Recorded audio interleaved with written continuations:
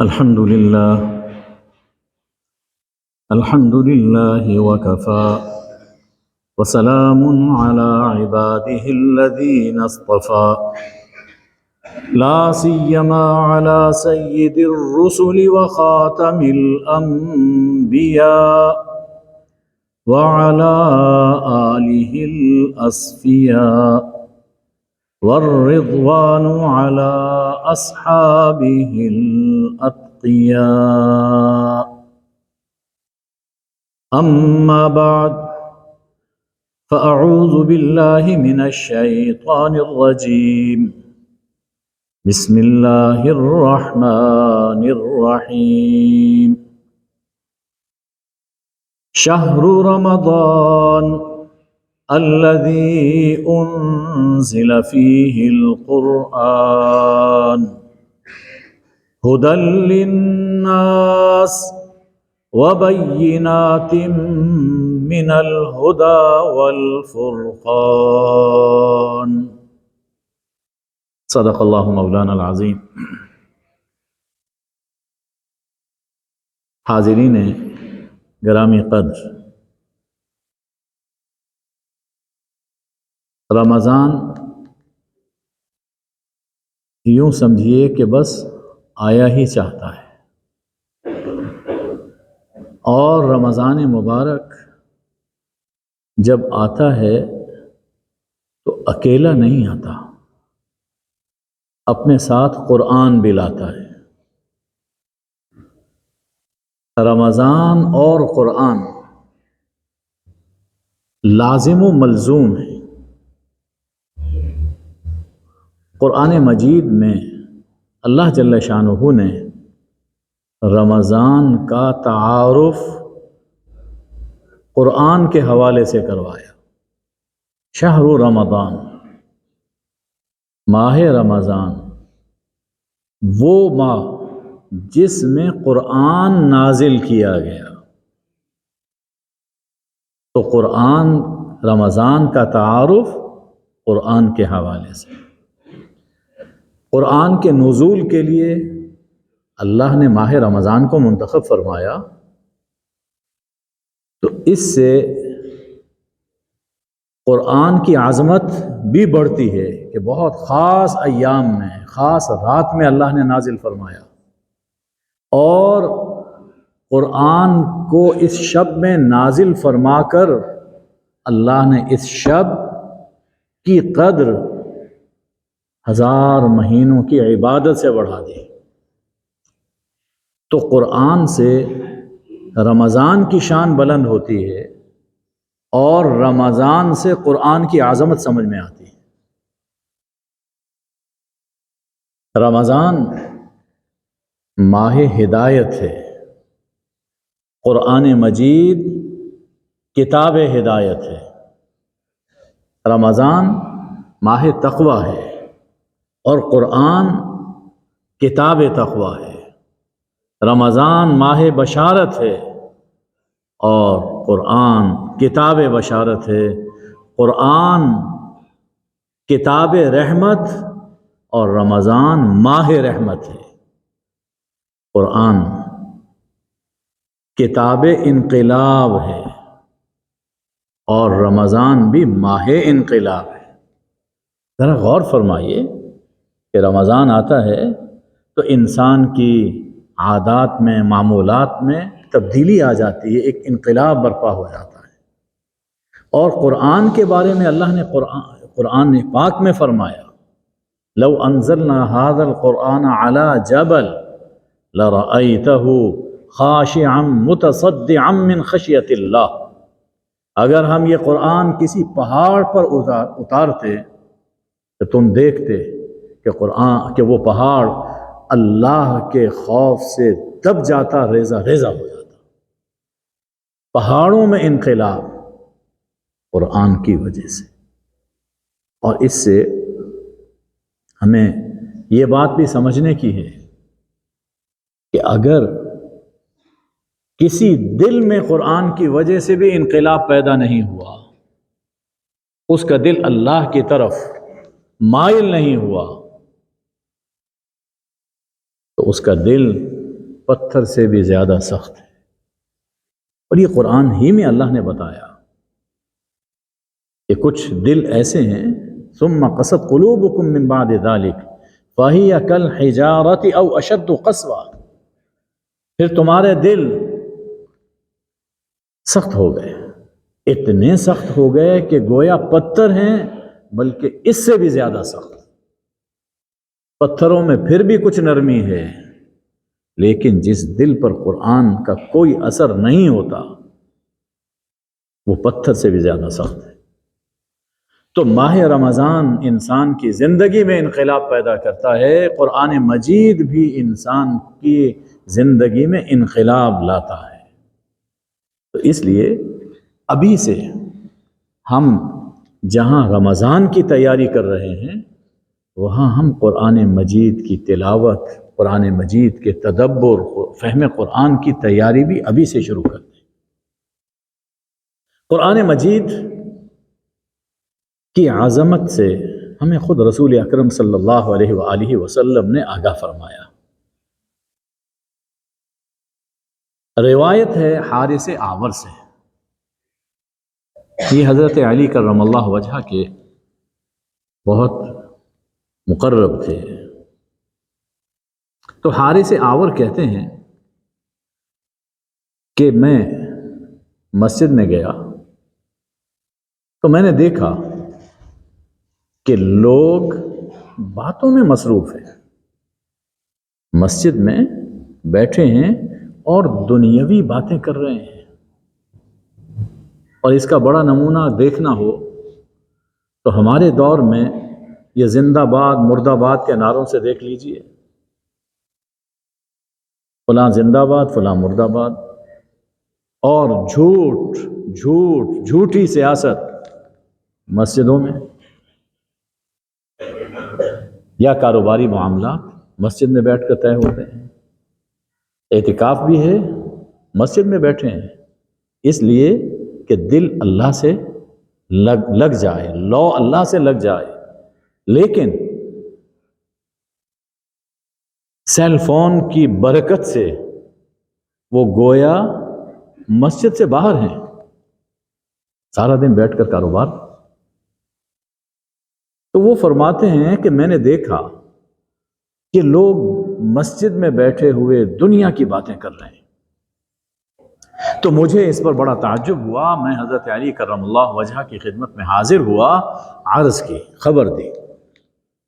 تو حضرت علی کرم اللہ وجہ نے بڑے تعجب سے فرمایا اَوَ قَدْ فَعَلُوهَا، اچھا لوگ یہ کام کر رہے ہیں؟ یعنی ایک مومن تصور نہیں کر سکتا کہ مسجد میں آئے اور پھر دنیا اپنے ساتھ یہاں لے کر آئے۔ مسجد تو ایسا مقام ہے کہ جب انسان جوتا اتارتا ہے، جھاڑتا ہے، تو ساتھ دنیا کو بھی جھاڑ دینا چاہیے۔ حضرت علی کرم اللہ وجہ کو بہت تعجب ہوا کہ لوگ مسجد میں بیٹھ کر یہ کام کر رہے ہیں۔ میں نے عرض کی کہ جی حضرت۔ فرمایا کہ سنو، میں نے رسول اللہ صلی اللہ علیہ وآلہ وسلم کو فرماتے ہوئے سنا، الا انہا ستکون فتنہ، آگاہ رہو، عن قریب ایک فتنہ برپا ہونے والا ہے۔ میں نے عرض کی، حضرت علی فرماتے میں نے عرض کی مل مخرج منہا یا رسول اللہ، نکلنے کی راہ کیا ہے؟ دیکھیے یہ مومنانہ سوچ ہی ہے کہ جب کوئی بات ایسی پتہ چلے تو سب سے پہلے مومن اس فتنے سے، اس برائی سے نکلنے کی راہ تلاش کرتا ہے۔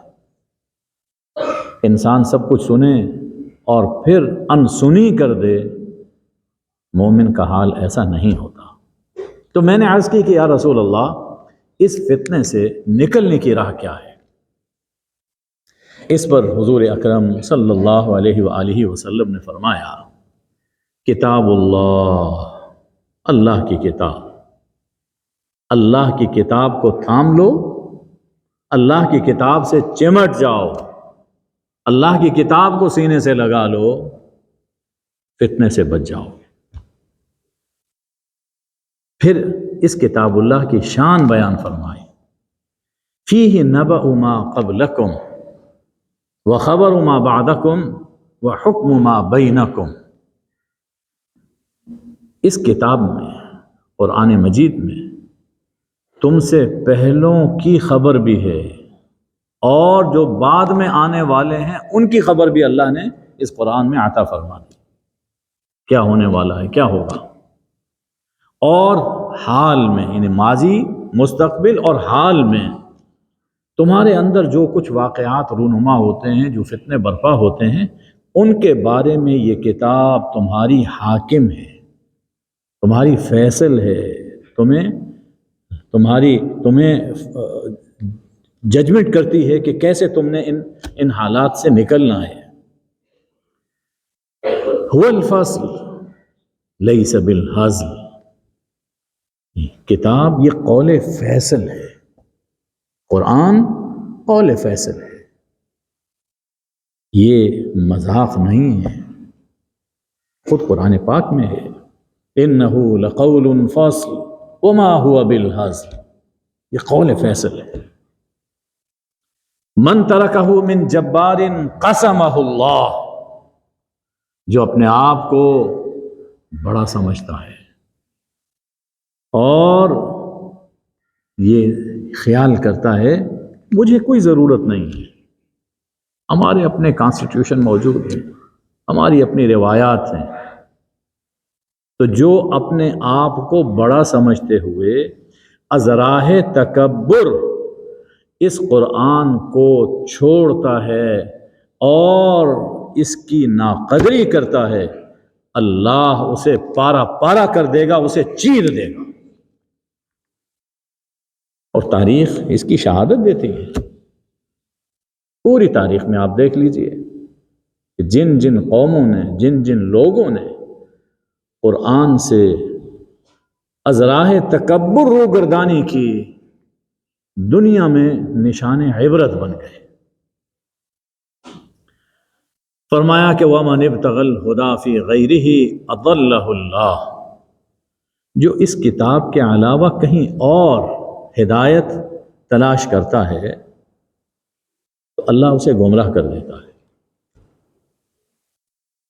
ہدایت، خالص ہدایت قرآن پاک میں موجود ہے، اسے چھوڑ دے اور پھر کہیں اور تلاش کرے کہ مجھے سیدھی راہ نظر آ جائے، وہ گمراہ ہو جائے گا، راہ نہیں ملے گی۔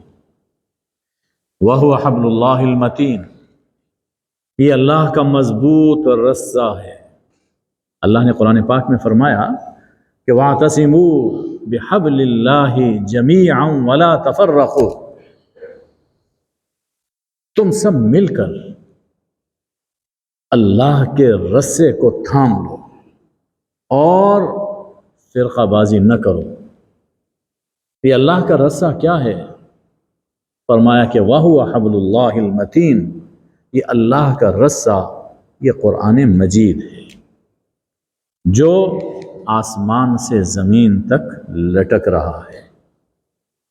پوری دنیا بھی اس کے ساتھ چمٹ جائے، یہ ٹوٹنے والا نہیں ہے، اور پوری دنیا کو یہ آسمان کی بلندیوں تک لے جانے والا ہے۔ ہاں، اگر کسی کے ہاتھ سے چھوٹ جائے، کوئی اس رسے کو چھوڑ دے، پھر اسے اٹھانے والا اور کوئی نہیں، وہ ذلت اور پستیوں میں گرتا ہی چلا جاتا ہے۔ تو یہ اللہ کا رسہ، یہ قرآن مجید ہے۔ وَهُوَ الذِّكْرُ الْحَكِيمُ، یہ ایسا ذکر ہے، ایسی نصیحت ہے جو حکمت و دانش سے لبریز ہے۔ وَهُوَ الصِّرَاطُ الْمُسْتَقِيمُ، اور یہ قرآن، یہ اللہ کی کتاب ہی صراط مستقیم ہے۔ ہم نماز کی ہر رکعت میں اللہ سے دعا کرتے ہیں اہدنا الصراط المستقیم، وہ صراط مستقیم ہمیں کہاں سے ملے گی؟ حضور صلی اللہ علیہ وسلم فرماتے ہیں یہ قرآن صراط مستقیم ہے، قرآن جس راہ پر لے کر چلے اس راہ پہ چلتے جاؤ، یہ راہ تمہیں جنت میں داخل کر دے گی۔ هو الصراط المستقیم هو الذی لا تزیغ به الاہواء،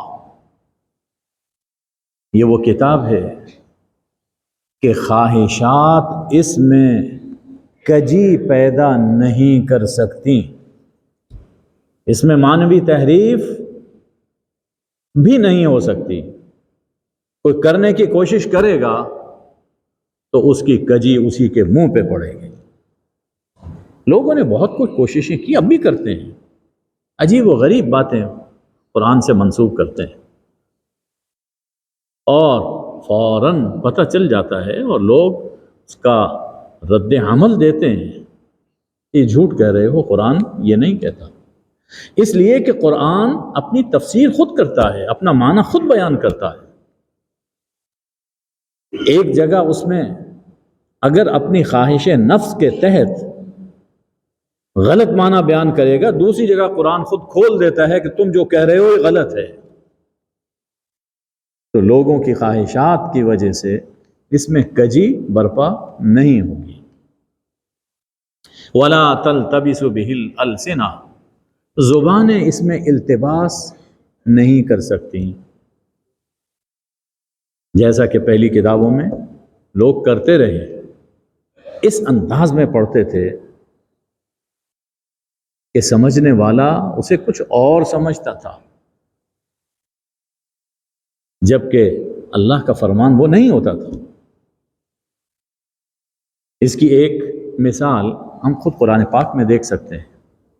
یہودی آتے حضور اکرم صلی اللہ علیہ وسلم سے مخاطب ہوتے تو رائنا کہتے، لیکن اس انداز میں کہتے کہ کسرہ کچھ طویل ہوتا، رائنا۔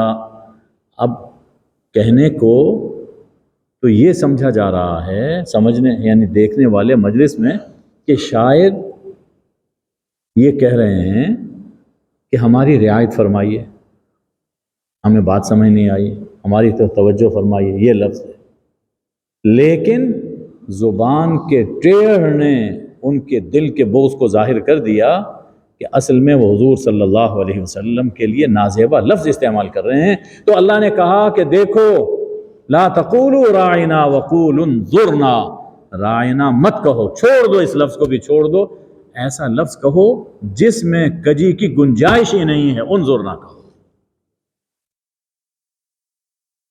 زبانیں اس میں گڑبڑ نہیں کر پاتی۔ پھر فرمایا کہ وَلَا يَشْبَعُ مِنْهُ الْعُلَمَاءُ، جو اہل علم ہے وہ اس سے سیراب نہیں ہوتے۔ انسان بھوکا ہے، پیاسا ہے، پانی پیتا ہے، یہاں تک کہ سیراب ہو جاتا ہے، مزید گنجائش نہیں ہے۔ کھانا کھاتا، بہت بھوک لگی ہے، کھانا کھاتا ہے، لیکن ایک حد تک، اس سے آگے گنجائش نہیں ہے۔ لیکن قرآن ایسی کتاب ہے کہ جس سے سیرابی نہیں ہو پاتی، انسان سیر نہیں ہوتا، اس کی لگن وہ باقی رہتی ہے، اس لیے کہ اس کی گہرائی میں کوئی پہنچ ہی نہیں سکتا۔ سینکڑوں سال گزر گئے، ہر زمانے کے لوگوں کی ضروریات سے اور ان کے مسائل میں قرآن رہنمائی فرماتا رہا۔ جو مسائل گزشتہ صدیوں میں پیدا ہوئے، قرآن نے اس میں ان کی رہنمائی کی۔ آج جو مسائل پیدا ہو رہے ہیں، قرآن ان میں اب بھی رہنمائی کر رہا ہے، اور قیامت تک جتنے حوادث اور مسائل سامنے آئیں گے، قرآن ان میں بھی رہنمائی کرے گا۔ تو قرآن کی کنہ کو، قرآن کی حقیقت اور اس کی گہرائی تک کوئی پہنچ ہی نہیں سکتا۔ زمانہ جوں جوں آگے بڑھ رہا ہے، قرآن کی پرتیں کھل رہی ہیں، اس کے چہرہ پر نور سے نقاب اتر رہے ہیں۔ وَلَا يَشْبَعُ مِنْهُ الْعُلَمَاءُ، علماء اسے سیر نہیں ہوتے۔ ہر قدم جب انسان بڑھتا ہے، آگے بڑھتا ہے، تو نظر آتا ہے کہ آگے تو ابھی بہت کچھ اور بھی باقی ہے، اور بھی آگے بہت کچھ باقی ہے۔ فرمایا کہ وَلَا يُخْلَقُ عَنْ كَثْرَةِ الرَّدِّ،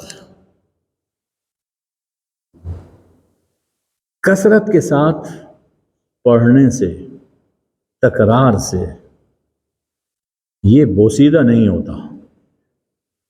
دنیا کی کوئی سی کتاب دیکھ لیجیے،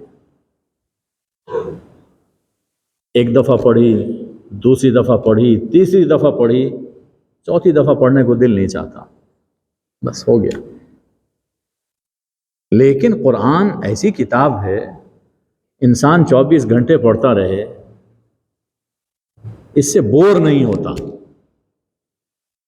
یہ کتاب بورنگ بک نہیں ہے، بلکہ انسان میں ذوق و شوق پیدا کرتی ہے، اور جسے قرآن کا چسکا لگ جائے، اس کا دل قرآن کے بغیر، دیکھے بغیر، پڑھے بغیر بھرتا ہی نہیں ہے۔ اور اس کی بڑی عجیب عجیب مثالیں ہیں۔ مجھے یاد ہے بچپن میں بہاولپور زو میں ایک صاحب ٹکٹ دیا کرتے تھے، حافظ قرآن تھے،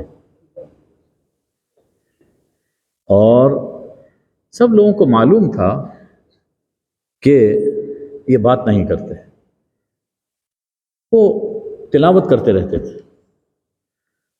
تو کتنے ٹکٹ لینے ہیں؟ 4، 5، 10، جو بھی کسی کا ہوتا تھا تو وہ بتاتا تھا اشارے میں، اتنے ٹکٹ دیتے تھے، پیسے لیتے تھے اور دیتے تھے۔ شام کو جب اپنی چیئر سے اٹھتے تھے تو قرآن پاک ختم ہو چکا ہوتا تھا۔ وہ خدا کے بام مجھے نام یاد نہیں ہے۔ اب مجھے یہ سعادت حاصل ہے کہ میں نے پہلی مرتبہ جب قرآن پاک سنایا تو ایک سپارہ انہوں نے میرا سنا نماز میں۔ اللہ تعالیٰ ان کی مغفرت فرمائے، عجیب شخصیت تھی۔ ایک اور صاحب تھے، ان کا معمول یہ تھا کہ تراویح ایک مسجد میں پڑھی، قرآن پاک سنایا، اور پھر دوسری جگہ چلے گئے، وہاں سنایا، تیسری جگہ چلے گئے، وہاں سنایا، چوتھی جگہ چلے گئے، وہاں سنایا، یہاں تک کہ سحری کا وقت ہوتا تو اپنا ٹفن کھولتے، کھانا کھاتے، سحری کھاتے اور گھر کو چلے جاتے۔ یہ پورا رمضان ان کا معمول تھا، اور فرماتے تھے کہ جب یکم رمضان ہوتی ہے، چاند دیکھتا ہوں تو میری عید اس دن سے شروع ہوتی ہے، میری عید اسی دن سے شروع ہو جاتی ہے۔ لوگ تو عید مناتے ہیں ختم ہونے پر، میں عید مناتا ہوں رمضان کے شروع ہونے پر، اور پورا سال عید رہتی ہے۔ یہ کیا ہے کہ قرآن ایسی کتاب ہے جس سے کوئی بور نہیں ہوتا۔ اور دوسری جو شرف حاصل ہے وہ مکہ اور مدینہ طیبہ کو حاصل ہے۔ کسی جگہ آپ چلے جائیں، آپ حضرات جاتے ہیں، 2-4 دفعہ گئے، پھر کہتے کوئی نیوز اسپاٹ ہونا چاہیے، وہاں پہ جائیں۔ لیکن ایک عجیب کشش ہے مکہ میں اور مدینہ طیبہ میں، 20 دفعہ انسان چلا جاتا ہے اور انسان کو کئی طرح کی تکالیف کا سامنا بھی کرنا پڑتا ہے، لیکن پھر دل چاہتا ہے میں جاؤں، میں جاؤں، پھر دل چاہتا ہے کہ میں جاؤں، اور جب نہیں جا پاتا اور جانے والے جا رہے ہوتے ہیں تو انسان کا دل تڑپ رہا ہوتا، یہ لو یہ پہنچا، میں رہا جاتا ہوں۔ تو قرآن، مکہ اور مدینہ، ان میں انسان بور نہیں ہوتا۔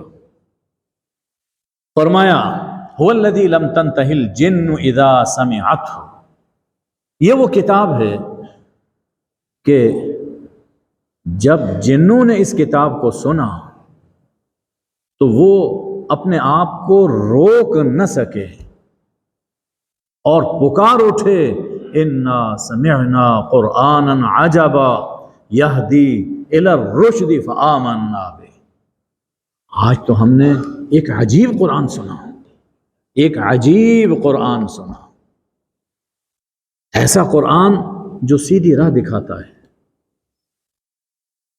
اور تو ایسی کتاب جب ہم نے سنی ہے، ایسا قرآن، ایسا کلام سنا، تو ہم اس پر ایمان لے آئے۔ سب سے پہلی چیز ہم اس پر ایمان لے آئے۔ صاحبو، قرآن مجید کا پہلا حق یہ ہے کہ اس پر ایمان لایا جائے، اس پر ایمان، ایسا ایمان جیسے یہ جنوں نے قبول کیا، رکے نہیں، فوراً کہا کہ ہم ایمان لے آئے۔ پھر رسول اکرم صلی اللہ علیہ وسلم فرماتے ہیں کہ من قال بہ صدقہ، جو قرآن کی بات کرتا ہے سچ بات کرتا ہے، یہ قرآن سراپا صدق ہی صدق ہے۔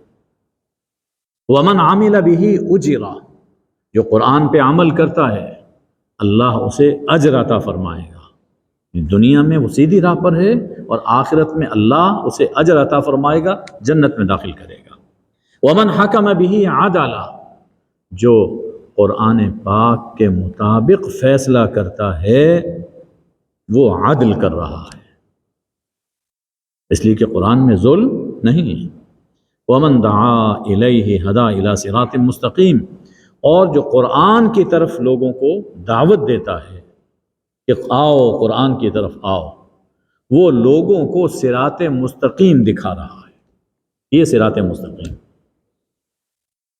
تو قرآن ایک عظیم الشان کتاب ہے اور عجیب الشان کتاب ہے، عظیم الشان بھی ہے اور عجیب الشان بھی ہے۔ تو رمضان کی آمد کے ساتھ ہمیں رمضان کی بھی تیاری کرنی ہے اور قرآن کی بھی تیاری کرنی ہے۔ اور کیسی تیاری؟ ابھی جیسے عرض کیا گیا کہ قرآن پر ایمان یہ سب سے پہلا حق ہے، قرآن کا پہلا مطالبہ ہے کہ مجھے مانو، مجھ پہ ایمان لاؤ۔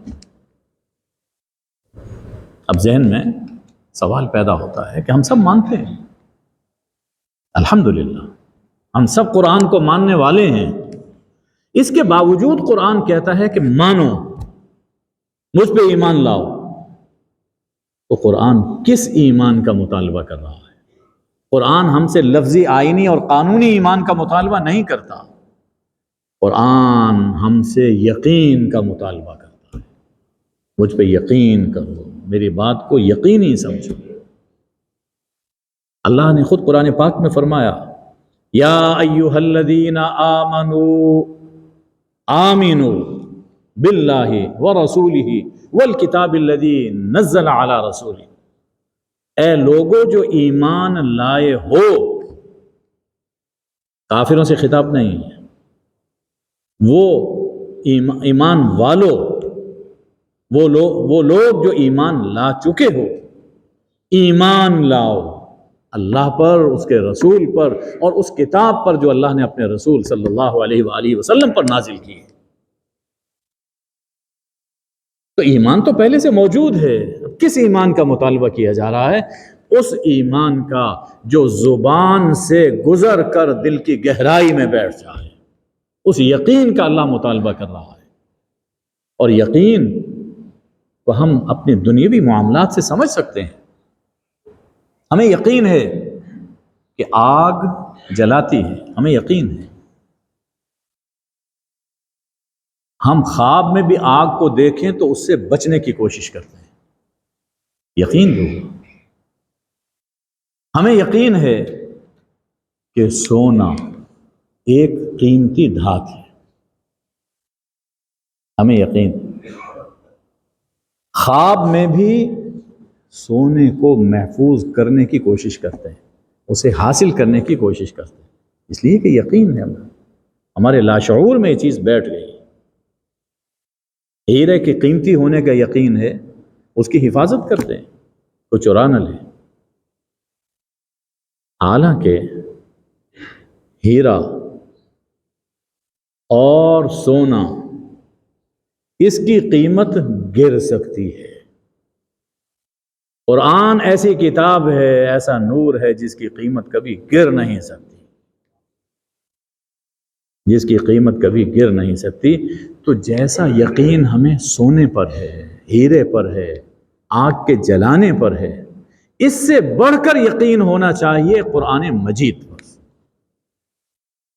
ہمارے خوابوں، ہمارے خیالوں پر قرآن چھایا ہوا ہو کہ قرآن سچا ہے، مجھ سے کہاں کہاں غلطی ہو رہی ہے، میں قرآن سے ہٹ کر کہاں کہاں اپنی زندگی کے معاملات کر رہا ہوں، یہ یقین ہونا چاہیے۔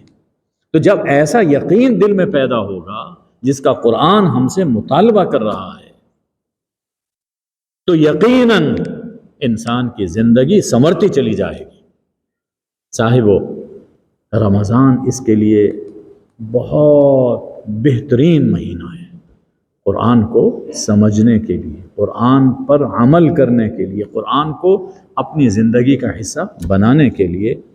تو روزوں کے ساتھ قرآن مجید کی تلاوت کے لیے رمضان میں اپنا ایک معمول بنا لیجیے۔ رات کو تراویح میں تو سننا ہے، لیکن اس سننے کے ساتھ اپنے گھر میں، اپنی گاڑی میں قرآن مجید، جو حافظ ہیں وہ پڑھتے رہتے ہیں، جو حافظ نہیں ہیں، جہاں اور بہت سی چیزیں ہم سنتے ہیں، تو رمضان میں باقی سب چیزیں چھوڑ دیں، سب کچھ سننا چھوڑ دیجئے، بس انسان ہو، رمضان ہو اور قرآن ہو، بس یہ مصروفیت ابھی سے اپنے لیے طے کر لیجئے۔